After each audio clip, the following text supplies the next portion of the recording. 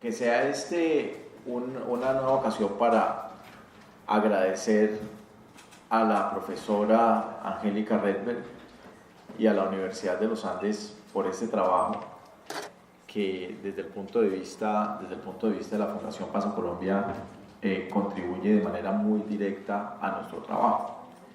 Voy a tratar de señalar un poco como el porqué.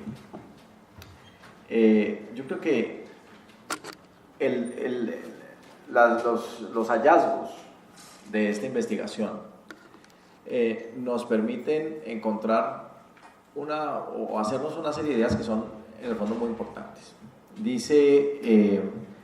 Podemos estar frente a un modelo en el cual los temas de liderazgo, es decir, la pregunta acerca de quién lidera las iniciativas de la sociedad civil, quién más o menos las organiza, y a mí me parece que mucho de ese liderazgo está asociado como a dos temas. Está asociado a los temas de la agenda pública, entonces quien agenda la agenda pública y los temas importantes del país tienen un impacto sobre lo que define el accionar de la sociedad civil.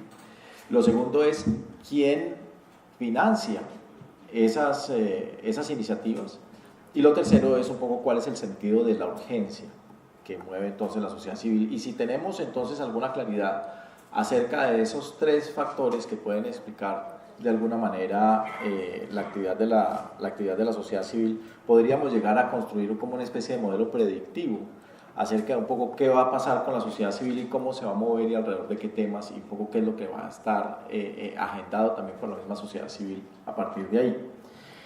El estudio es sumamente revelador acerca de un primer punto que es muy importante, y es que una inmensa cantidad de iniciativas ocurren a partir del año 2005. Y ese surgimiento de las iniciativas del año 2005, ahorita regresa a la agenda, y ese surgimiento de iniciativas a partir del año 2005 tienen que ver muchísimo con el desarrollo de la agenda de las negociaciones con las organizaciones paramilitares. Tiene que ver, y entonces a partir de ahí empieza uno a hacerse una cantidad de preguntas. Había como una especie de represión alrededor del surgimiento de esas iniciativas, y mucha de esa represión muy asociada a los problemas de seguridad. Es decir, en escenarios donde las situaciones de seguridad son tan precarias, donde los niveles de amenaza, donde los niveles de crímenes contra líderes sociales son tan elevados y no hay ninguna respuesta del Estado frente a ese tipo de cosas, hay algún tipo de inhibición frente a los temas de la sociedad civil. Y me parece que el estudio que lidera Angélica empieza a generar una serie de posibles hipótesis de respuesta a ese tema. Lo cierto es que nosotros sabemos, medidos por los niveles de secuestro, medidos por los niveles de homicidio, medidos por la misma desarticulación de las organizaciones paramilitares, que los niveles de seguridad en Colombia en general aumentaron. Y en esos procesos de aumento entonces hay una cantidad de anhelos que están un poquito como encapsulados, que se pueden empezar a expresar. Ahora, hay una segunda interpretación también acerca de ese surgimiento de las organizaciones de la sociedad civil dedicadas al tema de la paz, ¿no? Porque desde luego estos son temas que son un poquito más controvertidos, estos son temas que generan unos niveles de polarización que son distintos. Y es que también es posible que, dada la temática sobre la que se concentraban estas organizaciones que se crearon, que es la cultura de paz, los temas de víctimas, es posible también que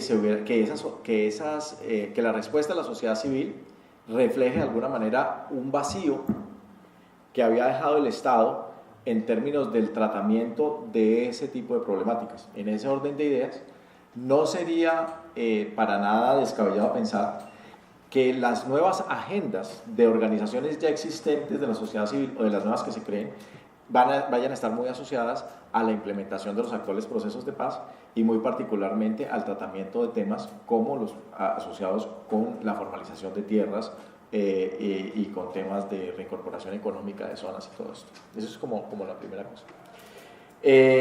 Luego vemos también que la financiación de alguna manera genera unos liderazgos, porque el hecho cierto es que cuando se le pregunta a las organizaciones con quiénes están articuladas, un porcentaje muy grande dice que está articulado con organizaciones del Estado, con el gobierno, y con agencias de cooperación internacional.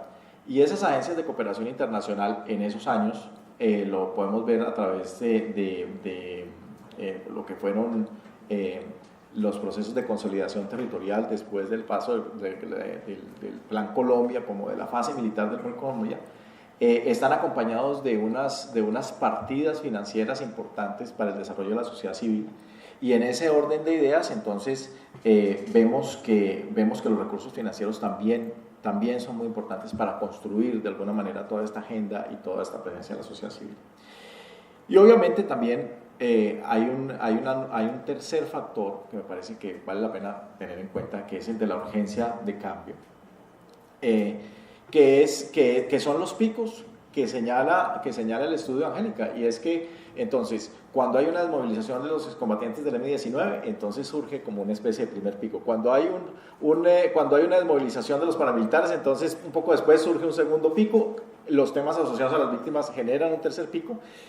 Ahora hay un tema que desde luego pues me gustaría de alguna manera poderlo abrir para el debate con ustedes, es que si nosotros vemos pues lo que tenemos en este momento sobre la mesa en términos de trascendencia, pues es muy importante. Es decir, una organización como las FARC, la organización guerrillera más grande que ha existido en Colombia aún hoy, entonces se desmoviliza, pero eso no está en este momento por lo menos reflejado en la creación de nuevas organizaciones. Varias preguntas pueden surgir. ¿Será que estamos frente a un momento en donde ya hay unas organizaciones que han sido creadas y están suficientemente fuertes y simplemente ellas pueden cambiar de agenda porque ya están consolidadas, ya existen, ya tienen como una tradición, ya hay un conocimiento acumulado y todo, y entonces van a cambiar la agenda? Y ese es un poco como el grueso de mi presentación, y es, si ese es el caso, es decir, si estamos no frente a un momento en que va a haber nuevas organizaciones de la sociedad civil, sino que vamos a contar con las organizaciones de la sociedad civil que ya están, ¿qué hacemos entonces? ¿Qué es lo más pertinente en estos momentos, dado que ya hay una tradición de muchas cosas que aparecen en el estudio y que son muy valiosas? Uno, un trabajo regional. Nosotros sabemos que si la paz de alguna manera la vamos a ver y la vamos a disfrutar y todo esto, va a ser porque tiene un reflejo dentro de las iniciativas regionales, y es ahí donde se van a dirimir muchos de las ejecutorias y de los nuevos retos de la parte de la nueva paz.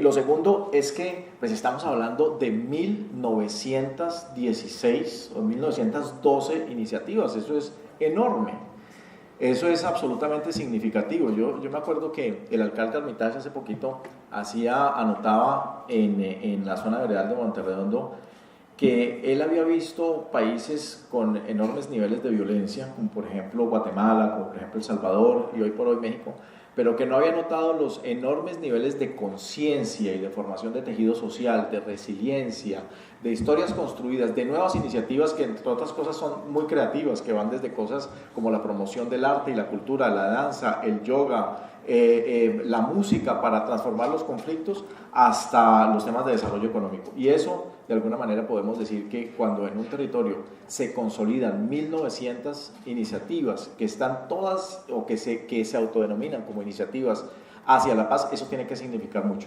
Y como lo dijo Angélica, ya con eso arranco un poquito mi presentación. Es posible que esa misma existencia haya allanado el camino y haya generado muchas de las condiciones para que hubiera ese proceso de resistencia a un proceso de paz que duró 5 años.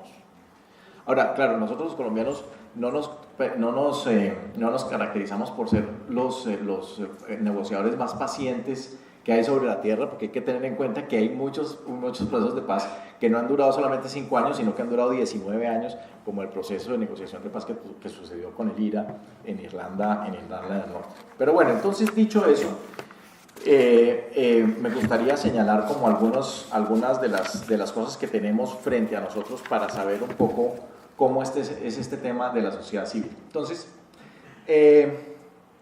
en la región, este es un mapa que refleja los territorios en donde funciona nuestra Fundación Paso Colombia en Antioquia, que es básicamente pues una zona en donde está una parte de Urabá, ¿no es cierto? Donde está pues Mutatá, Chigorodó, Carepa, Apartado, y una parte relacionada con el nudo del Paramillo. Entonces, el primer reto, estamos frente a unas territorialidades y a unos problemas que son complejos y que son de una dimensión bastante grande, porque cualquiera que sean los temas asociados a la paz territorial en esas zonas, no solamente involucra a personas de la guerrilla de las FARC, sino que involucra también a la comunidad, involucra también a sectores económicos completos, involucra también a la clase política, a la sociedad civil, etc.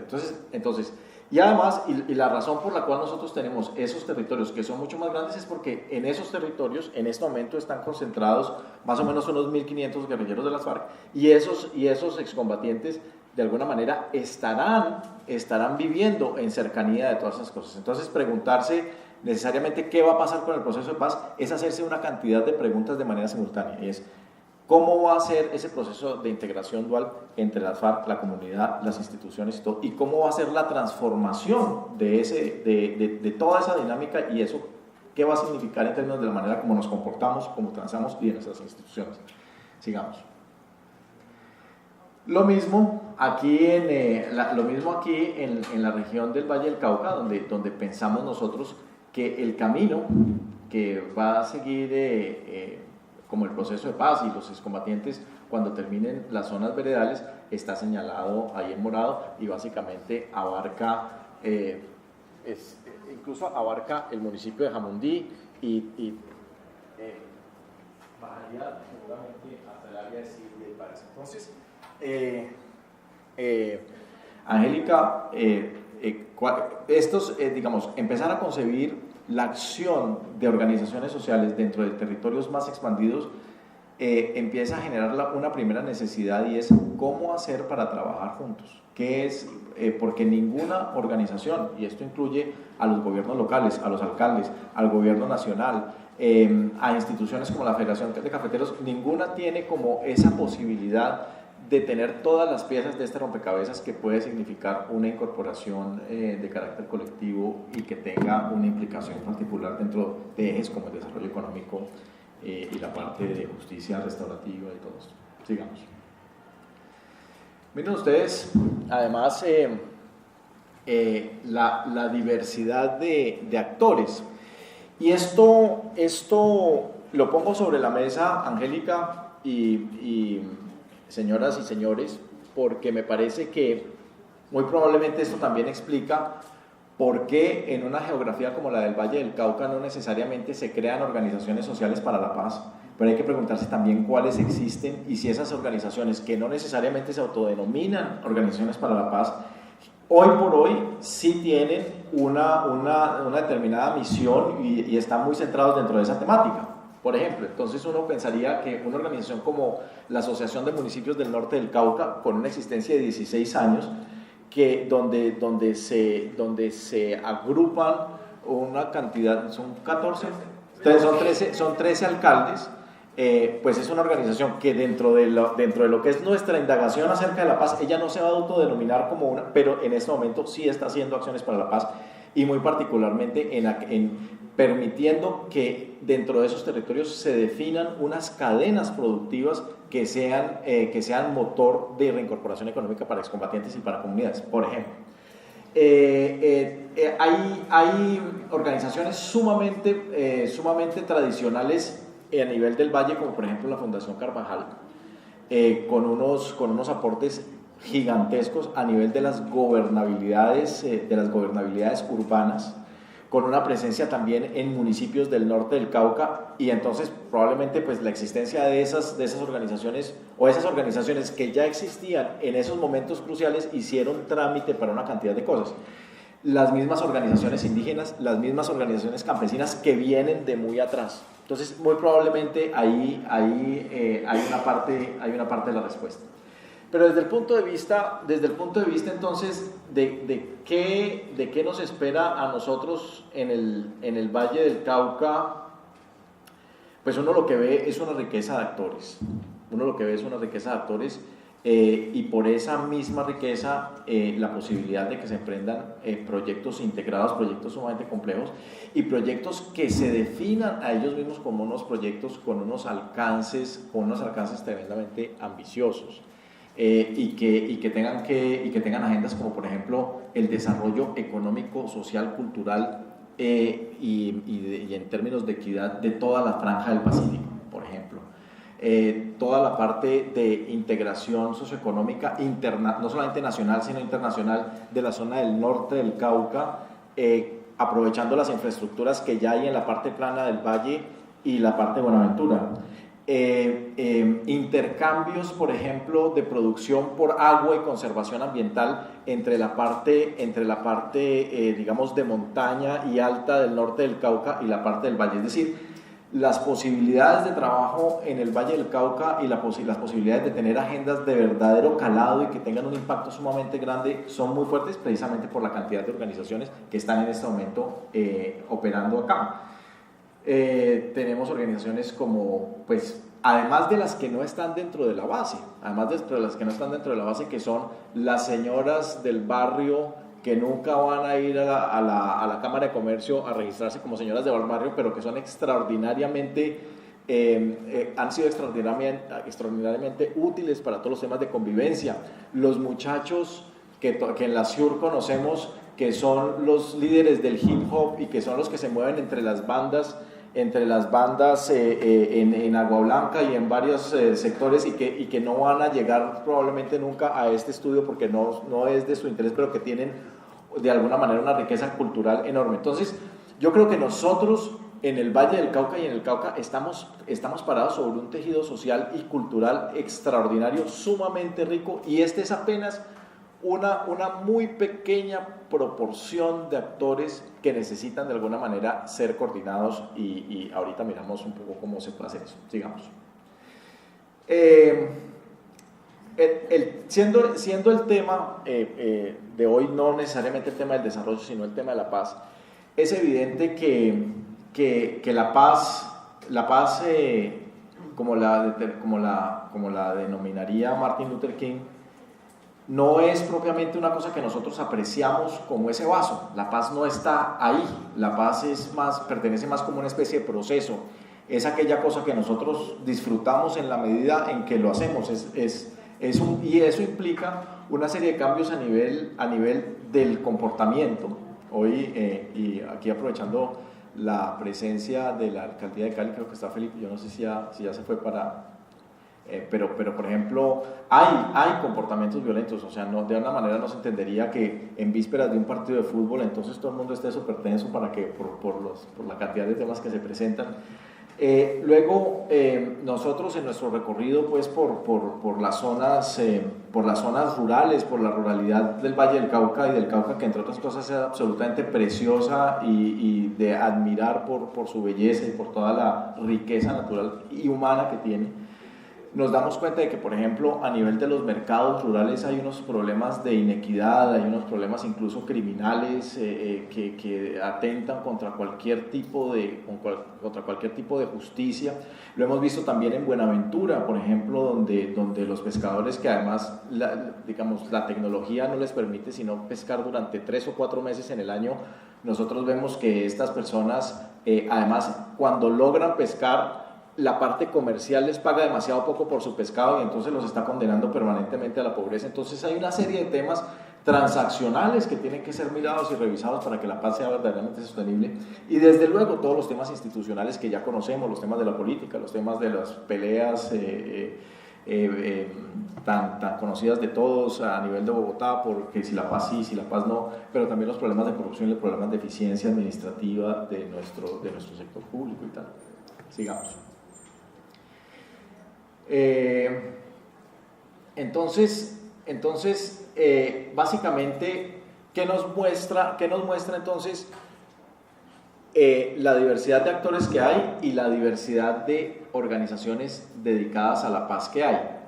Bueno, yo creo que la primera es que los equipos de trabajo que se tienen que empezar a crear desde ahora son equipos multidisciplinarios, es decir, no siempre tener solamente, por ejemplo, organizaciones de víctimas o organizaciones dedicadas a la cultura, sobre todo en escenarios donde hay tan grandes y tan urgentes necesidades económicas y problemas de desempleo y problemas por ejemplo, de qué hacer de los muchachos, es una buena idea. Entonces tenemos que, por ejemplo, empezar a mirar cómo desarrollar iniciativas que entonces, y esas iniciativas desde luego que en general superan la visión de la mayoría de las fundaciones, porque la mayoría de las fundaciones o de las organizaciones sociales se crean en general con una visión: nosotros vamos a contribuir a la paz, nosotros vamos a ayudar a las mujeres, ¿sí? Pero en lugares donde, por ejemplo, hay problemas de provisión de servicios públicos, problemas de seguridad, problemas de economía, problemas de humanidad, de sentido de vida, que es otra de las cosas, tremendamente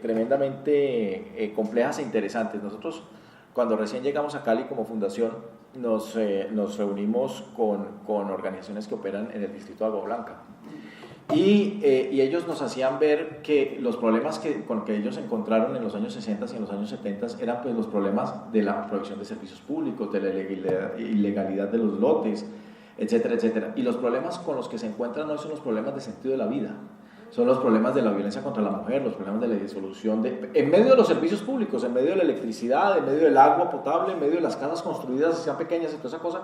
Hay unos problemas que han mutado y que de alguna manera llaman la atención sobre el tipo de intervención que se tiene que tener, que en el principio es una intervención mucho más humana, es una intervención que con otro tipo de cualidades y que tiene que llegar mucho más a la esencia misma de la persona y del ser, ¿no? Sigamos. Entonces, aquí ya viene un poco como lo que son las teorías de conflicto y tal. Dos que son muy queridas por nuestra fundación, pues son las teorías de William Ury, que es fundador de la Escuela de Negociación de la Universidad de Harvard, y de John Paul Lederach, amigo de Colombia, colombiano honorífico desde hace más de 24 años, gran colaborador de la paz. Pero básicamente este es un poquito el tema, y estos son un poquito los retos como yo los veo. Cuando uno va a los territorios, por ejemplo al Bagre, ¿sí?, en Antioquia, y se da cuenta de que hay 7.000 familias sin título arriba, que hay una empresa como Mineros S.A. que tiene un título desde la colonia, y es un título minero desde la colonia. Entonces se encuentra que hay como una especie de asimetría entre quién tiene y no tiene títulos para la tierra. Entonces uno se da cuenta de que el problema de la tierra no es necesariamente un problema de La Habana, sino que es un problema nacional complejísimo, y la solución de ese tipo de problemas, mejor dicho, ese problema es un conflicto latente hoy y lo viene siendo desde hace muchos años. Y de hecho hay una especie de problema alrededor de esto, y es que para muchas organizaciones campesinas, indígenas, afrocolombianas y grandes propietarios también, hay hoy la noción de que probablemente el concepto de propiedad privada se está como deteriorando, y todo el mundo piensa lo mismo. Entonces el que tiene poquito piensa que tiene ese mismo problema, y el que tiene mucho piensa que tiene ese mismo problema. En ese orden de ideas, dentro de los territorios estamos abocados a tener que transformar esos conflictos por la competencia del territorio, por la competencia a nivel de la tierra.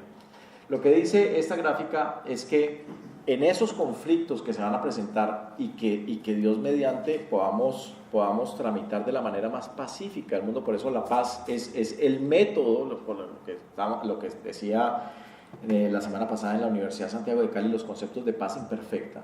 Son aquellos escenarios que hacen posible cualquier tipo de trámite de estas situaciones tan complejas. Yo siempre he dicho, cuando me preguntan sobre los temas de la tierra, que el hecho cierto es que ninguno de esos problemas se puede solucionar a tiros. Ninguno. Es decir, ninguno. Entonces, ¿qué se necesita? Se necesita gente que se siente en la mesa, gente que tiene intereses opuestos. Es decir, está la persona que tiene tierras cultivadas en caña en el plano, y están los indígenas que poco a poco pues han venido, digamos, primero tuvieron que subir y ahora están queriendo volver a bajar, y esas personas se tienen que sentar alrededor de la mesa y tienen que mirar con un sentido de agenda qué arreglan primero y qué arreglan después, sabiendo que muchas de estas cosas se van a tardar 5 años, 10 años en realmente poderlas arreglar. Y para eso tienen que desarrollar uno de los primeros, digamos, el primer principio de la acción colectiva es una agenda común. Tienen que entender entonces de todos los problemas que hay, a qué de manera común, de manera colegiada, vamos a empezar a trabajar. Y las organizaciones sociales, es decir, los que no tenemos tierra ni en el plano, sí, pero que sabemos, por ejemplo, de paz, que podemos llevar otro tipo de elementos a ese territorio, sí podemos prestar una serie de servicios que son estos que les presentamos a continuación. ¿Puedes pasar la siguiente? ¿Qué son estos? Es decir, se necesitan, por ejemplo, muchísimas ideas. ¿Sí? Se necesitan muchísimas ideas. Y esas ideas, déjenme decirlo, las necesita el gobierno nacional, las necesita el gobierno departamental, las necesitan los mismos guerrilleros, las necesitan los campesinos. Hoy estamos en unas sociedades tremendamente internacionalizadas, con gigantescos aportes a nivel de la tecnología, de muchísimas cosas, y entonces los aportes de quienes sepan, de las mejores ideas. Les quiero dar un ejemplo que es sumamente concreto. Ustedes han escuchado a Pastor Alapa hablando de que el problema de encontrar tierras a donde puedan llegar los guerrilleros es un problema. Ustedes le preguntan a Rafael Pardo y Rafael Pardo dice, es un problema. Le preguntan a las poblaciones que dicen que es un problema. Entonces, claro, y en las conferencias todos los profesores dicen que es un problema. Tenemos que empezar a hablar de las soluciones. A alguien se le tiene que ocurrir una especie de solución como para empezar a hablar entonces qué va a pasar en los próximos 90 días cuando empiecen a llegar los excombatientes y cuáles son esas ideas. Nosotros, los que estamos acá, somos los autores potenciales de esas ideas, somos los autores potenciales de esas soluciones, ¿a condición de qué? A condición de que nos propongamos actuar de manera coordinada, de manera estructurada, y entonces le podamos salir a este tipo de cosas. Ahora, en este momento, por ejemplo, los temas de contención, ustedes saben que el proceso de paz hay una sola cosa en el que se está rajando, de acuerdo con las mediciones del Instituto Kroc, que compara este proceso de paz con 34 procesos de paz que han sucedido en el mundo. Entonces básicamente dicen, no, que las zonas veredales no están listas, sí, pero eso no raja el proceso de paz de cara a los 34 países, porque en ningún país las zonas veredales han estado listas cuando se tiene que decir. Lo que sí raja el proceso de paz en Colombia en el sentido de generar una especie de alerta muy grande es el tema de la intimidación y los crímenes contra los líderes sociales. Eso es una cosa, ¿sí? Entonces ese tema, y además es un tema que a todo el mundo le da mucho susto meterse, quiero decir, incluso hay gente que se autocensura y en escenarios como estos no lo dice.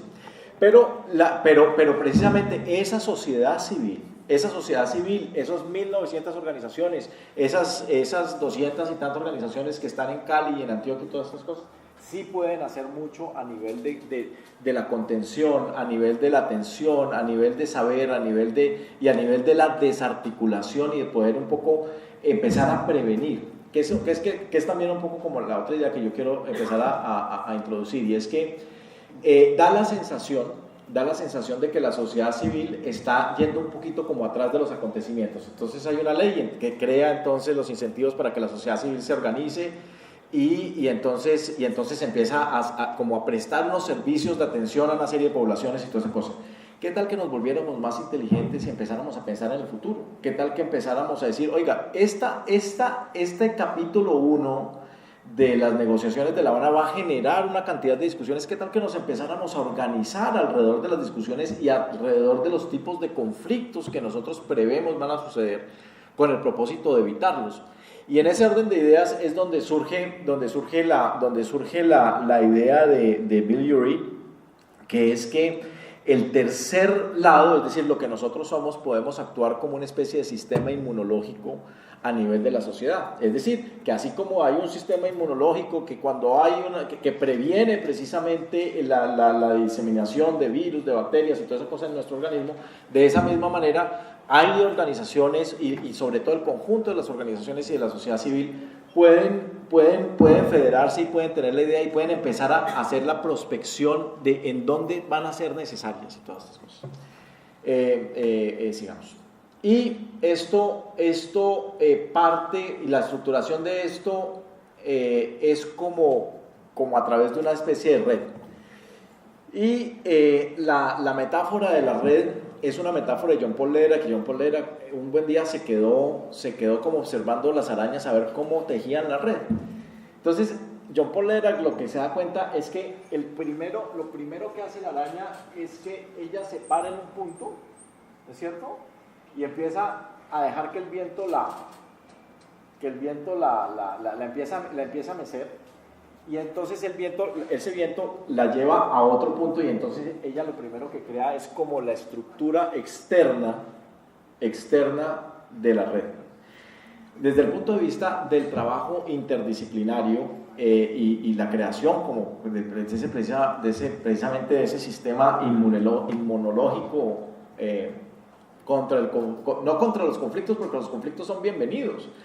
El problema es cómo se tramitan los conflictos y sobre todo en una sociedad tan extraordinaria como la colombiana, que es tan diversa, con una naturaleza tan hermosa, con una población étnicamente y culturalmente tan diversa, pues lo lógico es que haya conflictos, bienvenidos todos ellos. Entonces nosotros tenemos que tener una manera de tramitar esos conflictos, obviamente para beneficio de nuestra patria. Pero entonces yo creo que el tema aquí es entonces quiénes componen estos ejes. En estos ejes yo siempre he dicho que dentro de nuestro trabajo nosotros siempre sabemos que el gobierno va a llegar, así que del gobierno no hay que preocuparse porque el gobierno necesariamente llega, y sobre todo si la iniciativa es una iniciativa de calado, si es una iniciativa que tiene que ver con la agenda pública, el gobierno en general siempre va a llegar, pero obviamente es un actor fundamental dentro de ese eje. El sector privado, desde luego que es absolutamente fundamental, las organizaciones sociales, pero hay alguien que es muy importante y es aquella persona con la que nunca hemos hablado. Es el diálogo improbable. Cuando yo llegué al Valle del Cauca, noté una cosa, y es que en la parte plana, como la inseguridad y los secuestros y todas estas cosas sucedían en la montaña, entonces la montaña era como el más allá, era como el infierno. ¿No? Claro. Pero cuando uno habla con las personas de la montaña, ¿sí? Como en el plano era que sucedían los asesinatos a líderes y toda esa cosa, entonces el plano era el infierno, ¿no es cierto? Entonces aquí el tema es que en la medida en que el de la montaña habla con el plano y el plano habla con la montaña, todo el mundo va un poquito deshaciendo los propios fantasmas. Y eso es muy importante en este tipo de operación, porque es muy importante, y Angélica, que participó de manera protagónica en un programa muy interesante que fue el primero de su naturaleza en Colombia, que se llama Destino Colombia, creo que fue en el año 2001. Yo de hecho no participé, lo rastreé. Lo rastreaste, bueno, estaba muy chiquita, sí, perdonen, ella estaba muy chiquita para participar en Destino Colombia, sí señora. Pero de verdad que ahí fue el primer escenario donde se sentaron guerrilleros, militares, empresarios y toda esa cosa, y se sentaron como a mirar un poquito cuál era el país que ellos concebían. Tú me dirás si estoy en lo falso, Angélica, pero la idea es que el país que se concebía no era necesariamente muy diferente entre unos y otros, es decir, no era una cosa tan distinta como para que explicara semejante conflicto y semejante guerra, no salía propiamente de esa cosa. Y es cierto que cuando uno conoce a la gente y el descubrimiento del otro de alguna manera deshace precisamente esos fantasmas que se tienen y tal. Yo la verdad que me quedo aterrado muchas veces, empresarios, sobre todo empresarios del transporte, cuando hablan de Corinto, es como si estuvieran hablando de Alepo. Sí, y resulta que es que Corinto queda a 2 horas. ¿Sí? Entonces ese esfuerzo precisamente de llegar y encontrarse con la rostredad de la otra persona es absolutamente fundamental en lo que viene para adelante y tal, y seguro que las sorpresas van a ser extraordinarias. Yo aprendí esto cuando hice una investigación en Francia hace muchos años, en donde había una empresa de bus que estaba haciendo estaba haciéndole frente a problemas de vandalismo en sus buses. Entonces los muchachos se suben al bus, entonces suben las piernas, pintan el graffiti, le pegan, ¿sí? Y entonces nos fuimos a entrevistar a un conductor y dijo, oiga, usted no se imagina lo que significa darle al muchacho un tiquete. Así se ha regalado. O sea, muchas veces ese muchacho que está pateando el bus lo que está expresando es un sentimiento de exclusión. Son como cosas conmovedoras a ese nivel. Y resulta también que estos conductores participaban en sesiones de formación a los muchachos. Y claro, el muchacho llegaba y se subía en el bus y se encontraba con su profesor. Entonces le decía, usted no se puede portar mal en este bus porque pues, es que aquí está mi profesor y toda esta cosa. Entonces, pero el que más aprendía era el conductor, que le dejaba de tener miedo a los muchachos. ¿Bien? Entonces, esas cosas son de verdad muy importantes y atañen precisamente ese tema de la transformación de los comportamientos, que en el fondo es una medida muy, muy clara de si estamos teniendo conflicto o no. Es decir, en la medida en que esas historias y esas expectativas que nosotros habíamos venido teniendo se transforman hacia algo más positivo, sabemos que le estamos ganando la batalla, por lo menos, a los conflictos armados. Sigamos. Entonces, básicamente yo celebré mucho el trabajo de Angélica y la verdad me dio mucho placer esta investigación, porque finalmente siento que nos aporta muchísimo. Es decir, ese direccionamiento, el haber puesto las diferentes iniciativas en el tiempo, tratar de indagar por qué se crean y cuándo se crean, tratar de indagar cómo se relacionan y toda esta cosa, me da, a mi modo de ver, una primera sensación acerca de qué podemos aspirar con lo que ya tenemos. Primero, poderla sabido mapear y poder aspirar, por ejemplo, a reunir un buen número de ellas, como hablar también de las lecciones aprendidas, que es como tan importante para lo que viene. Esa experiencia que tuvimos en Cali, desde luego con las organizaciones de Agua Blanca, y que ellas pudieran constatar la mutación de los problemas, no en clave de mejoría, desafortunadamente, sino en clave de una cosa mucho más profunda, mucho más espesa, mucho más preocupante desde el punto de vista del sentido humano. Me pareció a mí extraordinario, y ese tipo de experiencias vale la pena. Más difíciles de resolver, y ese tipo de experiencias vale la pena comprenderlas y capitalizarlas. Hoy por lo menos sabemos que hay 1912 organizaciones, sabemos dónde están, sabemos que se pueden llamar, sabemos que se pueden organizar. El mensaje para esas 1912 es que tienen que buscar otras 1912, pero en otros sectores, que sean capaces y que se especialicen en temas como, por ejemplo, el desarrollo económico de las zonas, como por ejemplo en la conservación ambiental, que es tan todos los temas de sostenibilidad que son tan absolutamente cruciales, en los temas de género, que son absolutamente tan grandes. Y déjenme decirle unas cosas: la que no se agenda no se revisa. Eso es decir, si las cosas no se tienen en cuenta desde el principio, simplemente pasan por ahí. Y entonces podemos tener, por ejemplo, que eso lo vemos en Buenaventura muchísimo nosotros como fundación, y es que hay ideas de desarrollo económico que básicamente expulsan a la población. Ese fue uno de los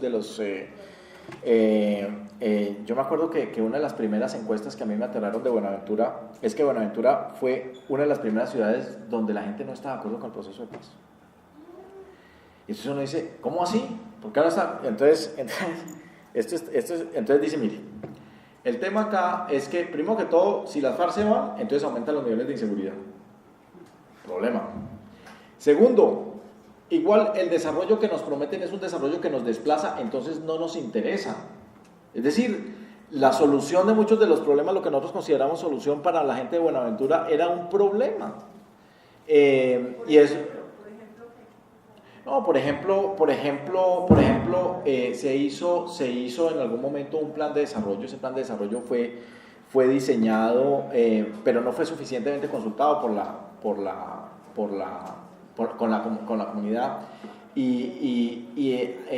Por ejemplo, los procesos de pesca que tienen una especificidad cultural tan grande, la artesanalidad de la pesca y toda esta cosa. Entonces, en un proceso pesquero, el punto no es solamente pescar más, sino cómo pescas, cómo conservas, cómo adicional a eso mantienes esa relación con la cultura, con el canto, con los niños, con el mar, con la naturaleza. Y eso es un operativo mucho más complejo. Es un poco como... Es mucho más local, etcétera, etcétera. Entonces todos esos casos hacen que desde luego debamos tener mucho cuidado y mucho sentido humano, multidisciplinario frente a las cosas que hacemos, para no terminar haciendo más daño o haciendo daño en vez de hacer el bien que quisimos hacer, ¿no es cierto? ¿Ustedes perciben que Buenaventura ha cambiado su actitud frente al proceso de paz? Yo creo que con lo que ha sucedido y toda esa cosa, yo pienso que en este momento la percepción del proceso de paz está en juego en todos los escenarios, no solamente el escenario de Buenaventura, y una parte muy importante de esa percepción va a depender de lo que organizaciones como las nuestras y todo hagan en función de demostrar que una paz por medios pacíficos es posible, ¿no es cierto? Entonces, yo con esto quiero terminar agradeciéndole nuevamente a Angélica, agradeciéndole nuevamente a todos ustedes, de verdad deseándoles como la bienvenida a este espacio antes de que se vayan. Creo que hay unos refrigerios fuera y estamos aquí, pues nos sentamos un momentico para contestar algunas preguntas. Bueno, muchísimas gracias.